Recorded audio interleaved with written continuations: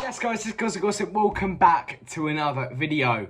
Wow, first thing to touch on, thank you so much for everyone who has subscribed to my channel, as I've now hit 1,000 subscribers. This is massive for me, honestly. It means so much to me, and I know a lot of people say that, but it truly does. Thank you also for so much good feedback on my last FPL video choosing my team. Go and check it out, link in the description if you haven't already. But today, I'm going to be doing the big one. It's my Premier League predictions. Now, I'm going to be going through from 20th place right through to who I think will win the Premier League. And I'm going to go through who they've brought in, how they did last season, and how I truly think they're going to finish this season. Right, let's get straight into it. 20th place, I've got Bournemouth. And that is for a couple of reasons. I simply don't think they're going to become an established team again in the Premier League. I mean, they've made 2 signings so far. Rothwell from Blackburn, honestly, couldn't tell you a thing about him. 3.5 million euros from Blackburn. Centre midfielder, and of course Ryan Fredericks from West Ham, who of course left on a free transfer. I think Ryan Fredericks is a decent signing, to be honest. He's got Premier League experience, but not Rothwell, to be honest. I think I would have expected them to spend a lot more, and actually they've spent 5 million so far. I don't know if this is a financial issue, but look at Forest, look how much they've been spending. They just bought Jesse Lingard for 200 grand a week. We'll be getting onto him and Forest soon. But I do think they need a bit more Premier League experience, even if it's for older players. Try and become a bit more established in the Premier League, give it a real go. And if it doesn't work, they leave on free transfers. You can invest in younger players again. 19th, it's Fulham. And to be honest, fair play to them. They have been ambitious with their signings this summer. They've already signed Palhinha for 25 million euros from Sporting. And to be honest, I think he's quite a good central defensive midfielder. I've seen him play a bit for Portugal. He's quite slow, but to be honest, I think he might adapt to the Premier League quite well. They've of course also brought in Andreas Pereira, who was actually on loan from Man United in Brazil last year. However, he has now joined Fulham as an attacking midfielder for 9.5 million euros. To be honest, so far, as I said, I think they've been quite ambitious, but I simply don't think it's going to be enough to keep them in the Premier League. From 2 words, Fabio Carvalho. Now, this man was special. In my opinion, he was probably Fulham's best player last season. And I know you'd say, oh, Mitrovic scored 40-odd goals or 50-odd goals. But he simply doesn't do it in the Premier League. Fabio Carvalho has been given a massive chance at Liverpool, and I think he will thrive.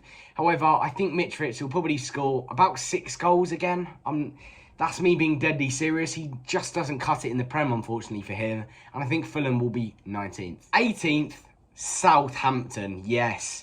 I think it's going to be their time to go down. They've had some brilliant times in the Premier League, even finishing something like 5th under Pochettino when they have players like Fonte at his prime, Graziano Pella, players like that. And to be fair, once again, I think they have been a bit ambitious. They've gone with Bazunu, who... he's a very promising Irish young goalkeeper, and they actually got him from Man City for 14 million euros. They've also brought in Lavia from Man City and Mara from Bordeaux, as well as Bella Kotchap and Joel Aribo, who actually you think can be a very good signing for Southampton. I really do. They also brought in Liss. Yeah. Who the hell was that? But I think for me, obviously they're not getting Broja back on loan, and it doesn't even look like he's going to go to West Ham, as Chelsea and Tuchel really want to keep Broja. I just think Southampton's time has come. I think towards the end of last season, they were in relegation form. I think it was really embarrassing for Southampton. I'm not even going to lie. Hasenhüttl, I'm actually a massive fan of him. But I think his time might have come, you know, a bit of an end of an era at Southampton. And he's done some wonderful things with them. But I think it might be their time to go down to the Championship. Now, Nottingham Forest. This is what I'm talking about, Bournemouth. Ambition. Now the big one. Let's just cut it short. Jesse Lingard. Wow. This is one of the most interesting transfers I think we're going to see this summer. Obviously, he's come in, hasn't played a lot of minutes at Man United last season. I think it was something like 300 odd minutes. But he's come in, signed a deal which could be up to 200 grand a week at a promoted side. They've also signed Awani.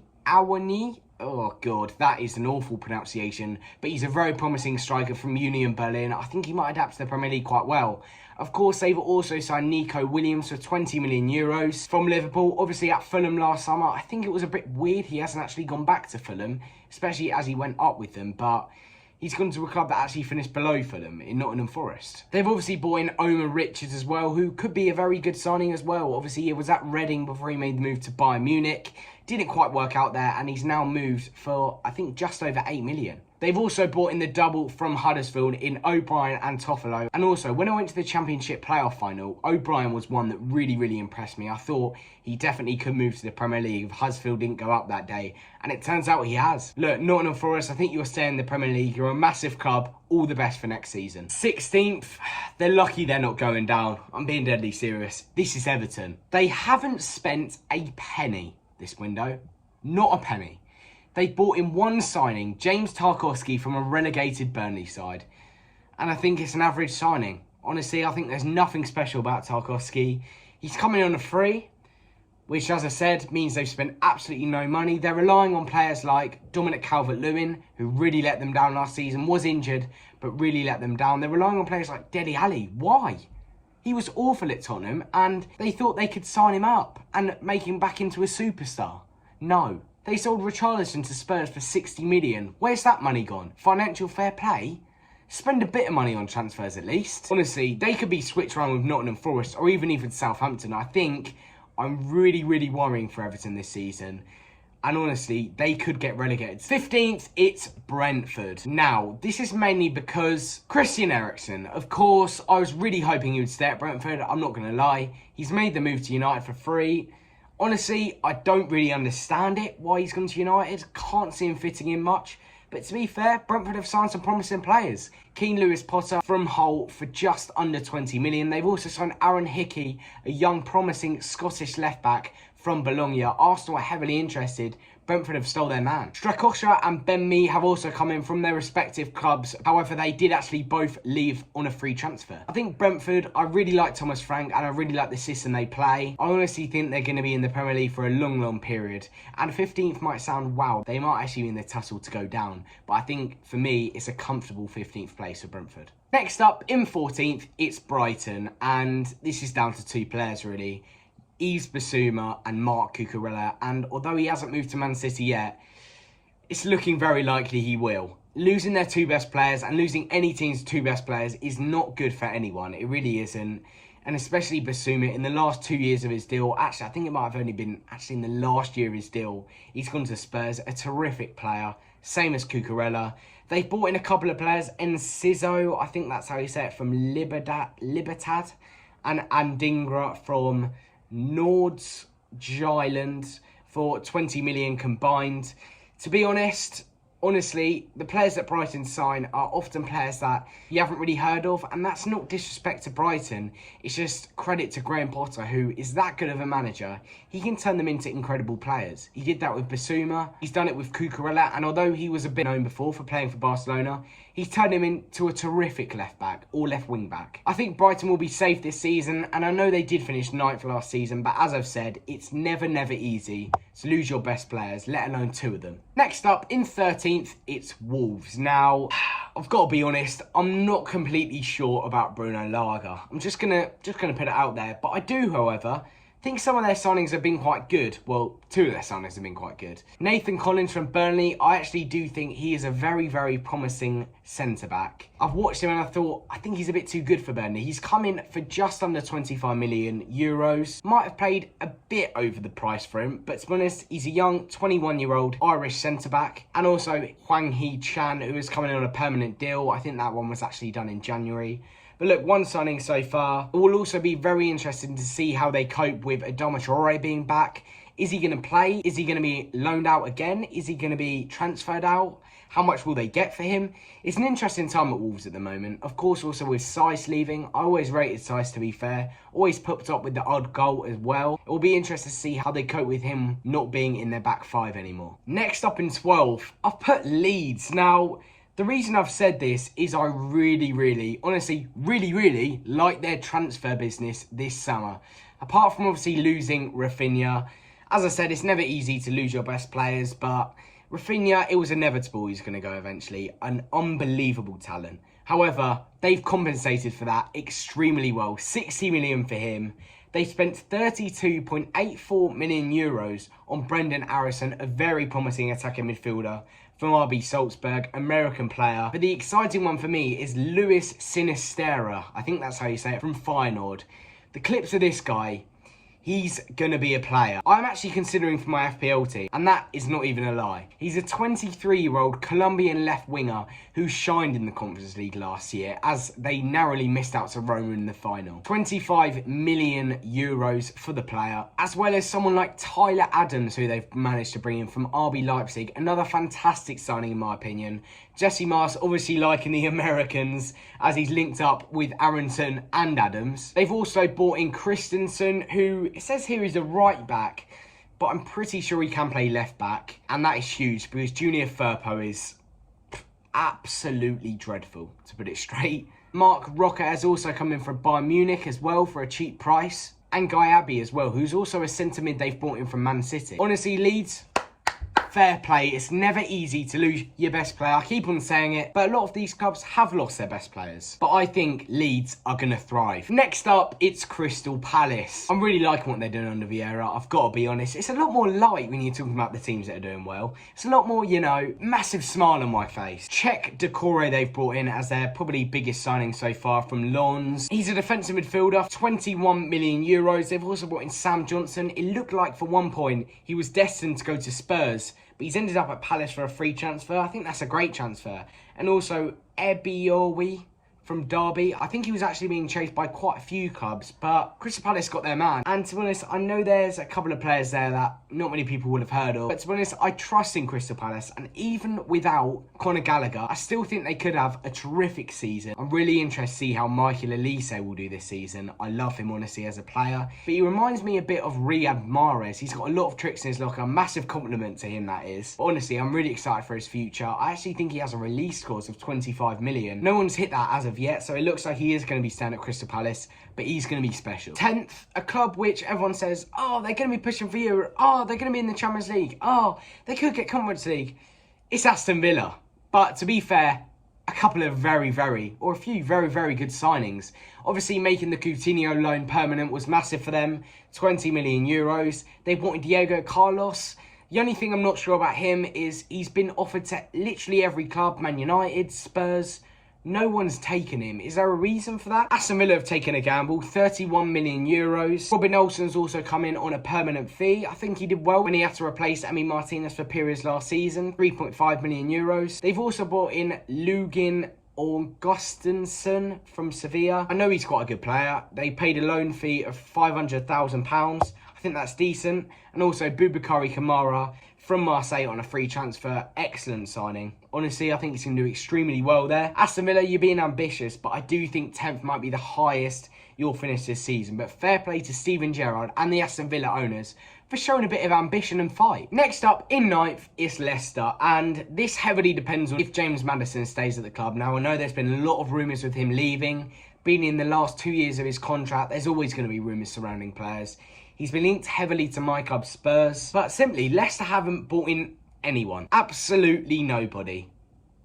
Just spent no money at all. I mean, they've let 2 players go. Well, they haven't obviously bought Lookman on a permanent. I thought they should have done, to be honest. I don't know if there's still a possibility he might. I thought he was quite good, to be honest, when he joined Leicester. But to be honest, if Jamie Vardy can stay fit for periods of next season, I think they might have a chance and maybe pushing up into the Conference League position, because I think their starting 11 is still very, very strong. That is, of course, with Maddison, their best player. Harvey Barnes, obviously, still a special player. Fofana, obviously, he missed large periods of last season, obviously breaking his leg. He's been quite unfortunate with injuries at Leicester. Hopefully, he can remain injury-free this season. I really, really like him as a player. But Leicester, come on, man. You're normally great at signing young players and young gems. Sign some players for the fans. Next up, in 8th, it's the Hammers.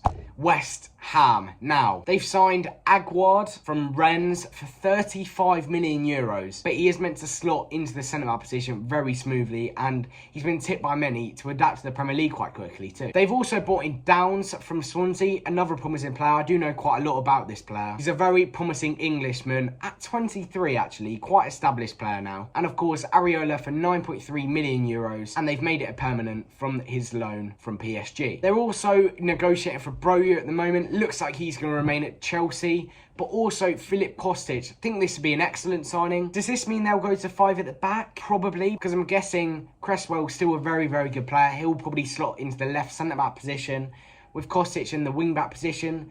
Do I think they'll sign him? No. I think he'll probably go, no offence to West Ham, but to a higher-end club. And there were definitely rumours with quite a lot of clubs of Kostic, with Spurs as well in the Champions League. But I can't really see, from Kostic's perspective, they knocked out West Ham of the Europa League, went on to win it, so they're in the Champions League, but he's going to go to the Premier League and play Conference League football. How does that make any sense? 7th, it's the 2-2 Tsunami. They've been ambitious. 37 million on Sven Botman, a great defender, it has to be said. He's got Champions League experience from Lille. They've been chasing this man for tirelessly now. He was chased last summer by Newcastle and AC Milan, and even hinted in interviews that he would probably be moving to Newcastle in the summer. They've also made Matt Targett,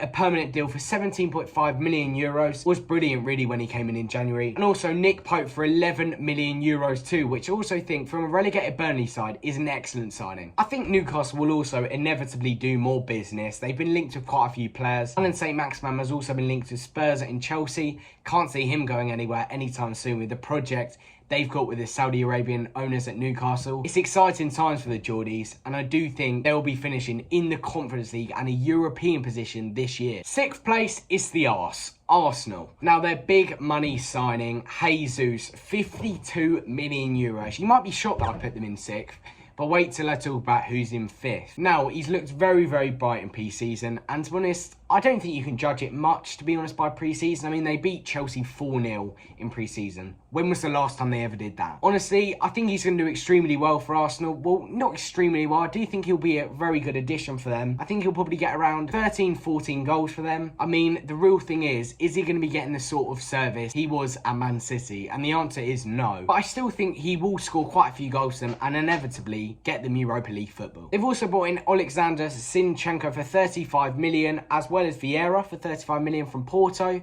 Zinchenko, a very, very promising left-back. Well, not even promising, established. He's played in the Champions League for many years now. Honestly, do love Zinchenko as a player. I think he's very, very good. 25-year-old Ukrainian. As I said, have had experience in the Champions League before, as well as Jesus and as well as Vieira. They've also brought in Matt Turner, an American second-choice goalkeeper from the MLS, as well as Marquinhos, a very, very young but Jesus, he's built. 3.5 million euros player from Sao Paulo. So all in all, Arsenal, you're finishing in 6th. Manchester United. Now, I think what we're seeing now is not the end of their window. They've already spent 57 million euros on Lisandro Martinez, a player that Arsenal are following very, very closely. The only doubt I have around him is his height. Now, I know the Premier League is a very technical league, and height doesn't usually matter, but 5'9" for a centre-back that will be marking players like Haaland and Harry Kane, it could be a bit of a worry. They've also brought in Malacia, I think that's how you say it, for 15 million euros from Feyenoord. I've already seen bits of him in pre-season,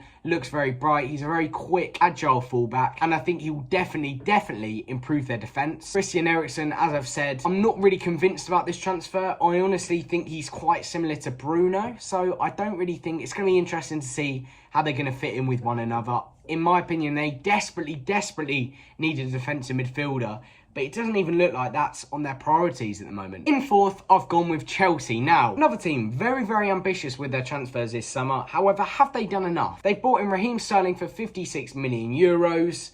As we know, what a player Raheem Sterling is. Not really much of an introduction. I think it's a brilliant piece of business for Chelsea. I really do. Koulibaly as well, been linked to a move to the Premier League for God knows how long. Probably since I was born. 38 million euros, he's come in. Didn't have a great first game against Arsenal. Did lose 4-0, but he did look quite bright when he came off the bench. Also, Conor Gallagher is pretty much like a new signing for Chelsea. He really is. He obviously was on loan at Crystal Palace last season. Armando Broja on loan at Southampton. We'll be interested to see how they fit into the Chelsea system, or if they move to another club permanently or on loan. But Tuchel is obviously still very frustrated. He was blaming his players' commitments last night, their attitudes. He was even throwing shots at Arsenal, saying they lost against a club 4-0 that aren't even in the Champions League. It looks like quite an unhappy man at Chelsea at the moment, and I wonder if he's getting a bit frustrated at the owners, perhaps. 3rd, it's Tottenham. Now, this is what you call ambition. 60 million on Richarlison, 30 million on Basuma,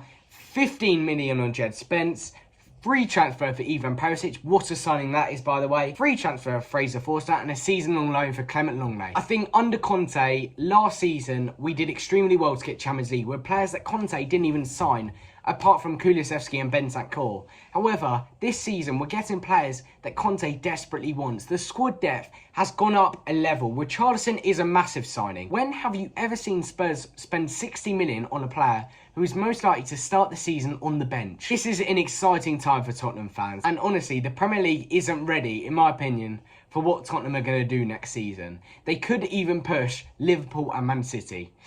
No, they couldn't. Ivan Perisic, what a signing, as I've just said about that. Jed Spence on the other side as well. I think they're going to be attacking so much up the pitch. Probably less on the defensive side, but hopefully the centre-backs will be able to cover them. Otherwise, they might be in a bit of an issue. Basuma as well. Class signing, they got it done early, under the radar. No one really knew about it since it was done. Obviously, he had that court case as well, all been cleared from that. In second, it's Liverpool. Oh, God. No more accents for me today. Darwin Núñez is obviously their massive signing. 75 million euros. He's probably one of the most memed signings I've ever seen. 75 million is obviously a lot of money, and his training clips have been underwhelming. However, he did score 4 goals the other day. And I know they weren't exceptional goals, but 4 goals nonetheless in 45 minutes is exceptional. Against Leipzig too. It will be interesting to see how he fits in, obviously with Mane going. It's never too easy to lose one of their best players. I know I keep on saying that, but it will be interesting to see how they cope with Mane going. They must have known it, because they did buy Luis Diaz in January, who did extremely well. I'm tipping him to have an outstanding season, as well as Jota, who can also come and play up front, left wing, right wing. He's versatile. They've obviously also bought in Calvin Ramsey, a young Scottish fullback from Aberdeen, 4.9 million euros. And of course, Fabio Carvalho, which the deal nearly got done in January, but of course couldn't get the paperwork done in time, so was signed instead in the summer for just under 6 million euros. I don't think Liverpool really pushed Man City as much as they did last summer, who are inevitably, as you can see, my champions, but I still do think they will clinch the runners-up position. In first place, it's Manchester City. Now, when you sell Jesus to Arsenal, Zinchenko to Arsenal, Raheem Sterling to Chelsea, lose your club captain in Fernandinho, you're never really predicted to win the league, but when you're Man City, you are. I mean, the players they've brought in is simply insane. They've brought in Erling Haaland. Erling Haaland is in the Premier League. 60 million euros, as well as Calvin Phillips, just under 50 million euros. Ortega's also come in as a third choice or second choice goalkeeper. And they've also brought in the young Argentinian striker who I'm very, very looking forward to seeing, Julian Alvarez from River Plate. It's an exciting time for Man City, as it always is every single year. But Man City, are they going to win the Champions League as well as the Premier League? To be honest, I hope so. I would love to see them win the Champions League. I hope they do break their duck and do win the Champions League inevitably. So, Manchester City are my winners. Do you agree with that? Let me know in the description below. I know this is quite a long video, but it is an important one nonetheless, and I hope you have all enjoyed it. If you have, smash a massive like on this video. Subscribe down below. Thank you so much for making me reach 1k subscribers again. It's truly unbelievable that I have reached that achievement, and it's just up from here. This is only the beginning. Also, guys, follow me on all my social medias: TikTok, Twitter, Instagram, all linked down below. I hope you've enjoyed this video, and until next time, I'll see you in the next video. Bye bye.